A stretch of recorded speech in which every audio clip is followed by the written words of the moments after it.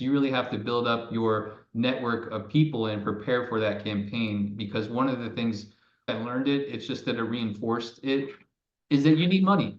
That's the reality, especially when you're running against these candidates that literally have over $1 million like my opponent did. It does come down to some degree to a marketing campaign and who can get their name out there the best. And one of the ways that you do that is through money.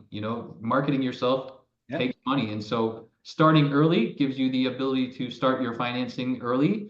The other thing was I didn't even have a campaign manager until like a month or two before the election was over.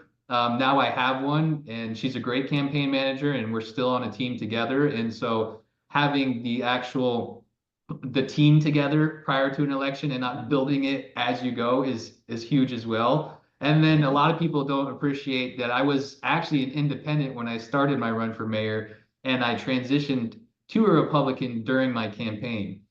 So I was at the same time trying to, acquire votes from Democrats and independents. I was also trying to let Republicans know that, hey, I'm not just switching just to get your support. I really am. This is a natural progression of my ideologies, and I am a Republican. And so I was fighting that. And so having your base before, being a part of a party before you even get into the race, and doing it well enough in advance that you can establish funding and you can establish your network. Those are the biggest lessons that I've learned. And then obviously, I could talk for hours about all the little minutia details of Yeah. actually campaigning and marketing and everything. But the biggest lessons that I would advocate to anybody else is to start early.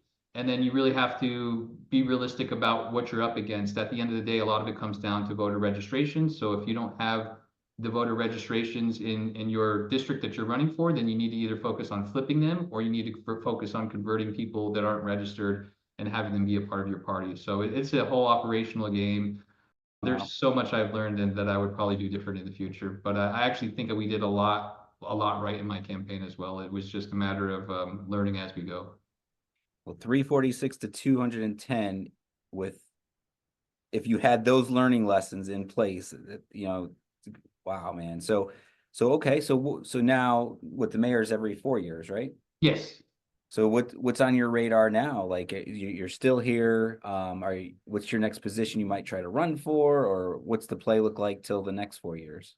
Yeah, so I got in this race because I care about the city. This is my hometown, and I'm not seeing the change happen that I want to see. And going through this campaign, I just developed a network of so many other individuals in the city of Phoenix that are just as fed up as I am. And I said this all along, I'm not going anywhere. I'm here to be the change I seek.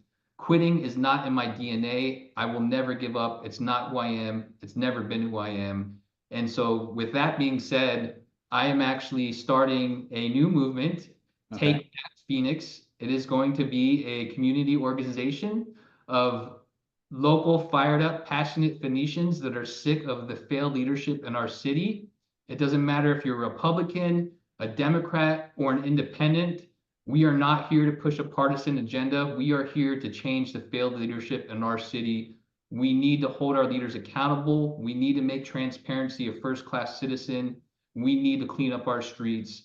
And so I am starting a new movement that I'm announcing officially today on your podcast, Oh, what? Take Back Phoenix. All right, awesome. And to that degree, I am also announcing for the first time on your podcast that I will be running for Phoenix City Council District 2 in Okay. 2026. So there are 8 districts in the city of Phoenix, and every 2 years they cycle between odd and even districts. In 2024, we had the odd districts of districts 1, 3, 5, and 7. In 2026, it'll be 2, 4, 6, and 8. The current city council representative in District 2 is Jim Waring. He is a Republican, and he has reached his term limit. So it will be an open seat in 2026. And Awesome. District 2 is one of the only districts in the city of Phoenix where Republicans out-register Democrats. So it's a solid bet for a viable Republican candidate to take that city council district seat.